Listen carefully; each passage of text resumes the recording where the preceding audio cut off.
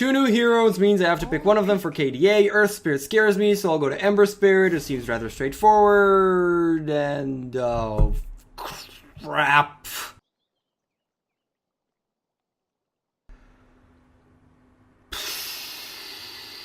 Fuck it, Earth Spirit.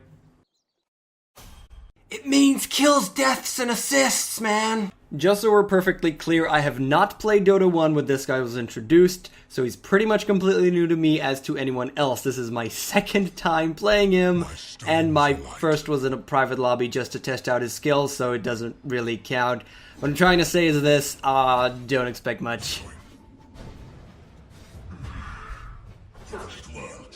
So let's try and think about Earth Spirit. Strength Caster probably needs mana boots. Everything deals damage, has obvious combos, but all his skills work with the remnants, so gotta keep those in mind at all times.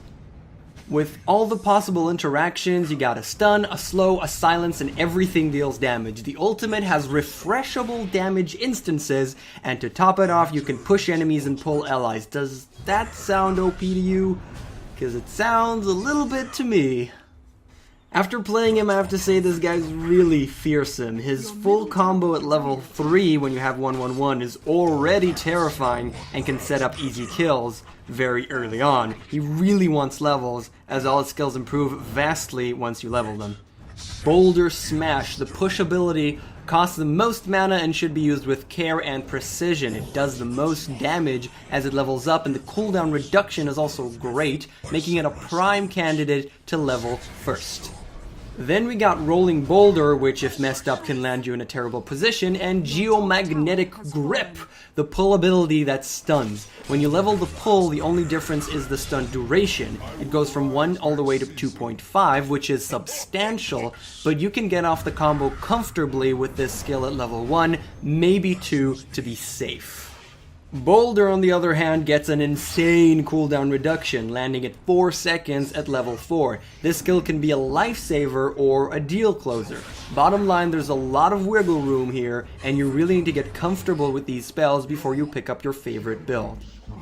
Now, just so we're clear on the full combo according to what I understand, you put a remnant down behind your opponent, pull it, thus stunning your opponent, roll over, activate your ultimate when you're right next to the enemy. This part is really important as the AoE for the ultimate is really tiny. Then you push them backwards, preferably into the remnant you pulled earlier, which will refresh the ultimate, dealing more damage. Did you catch all that? What makes Cowling so hard to play isn't only this insane combo you need to execute, but that most of your spells come off cooldown very quickly, and then you gotta think again about the various interactions in the midst of combat. In addition, as you chase and after you've cast your ult, you want to keep putting down remnants so they'll proc the ultimate, so keep that in mind as well. With all that said, what role does Cowling actually fit? Where can he contribute the most? As we've said, he needs those levels, so mid actually works pretty damn well. With a bottle, he can get more spells out and start ganking early on. Because he can roll to safety or push enemies away or stun them and walk away, the offlane is also a great choice. Let's talk items. Bottle is totally an option, and arcane boots are obvious for this mana-hungry monk. You actually have a pretty decent intelligence gain, and your skill don't cost too much, so you'll rarely need more mana after those boots. Ganking items such as an urn is obvious, and for so much positioning, a force staff sounds like really great choice.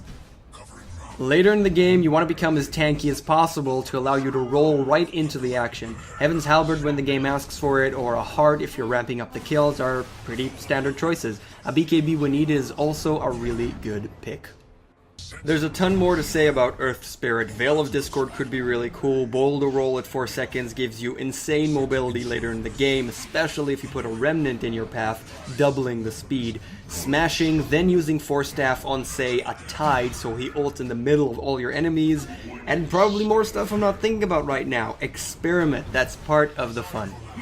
I have to say Cowlin is hard to play, but because of that, when you pull off a sexy combo, you just feel amazing. High skill level, high reward. You can even see me improving as I play this specific game. I started out making horrible mistakes and ended up pulling off great combos. I've really enjoyed playing him, and I have to say he no longer scares me. top barracks has fallen. You now have mega creeps. Ordered. And that's it for this week. Past episode, Twitter, subscribe, comment on next heroes. You know the drill. See you next time. Laters.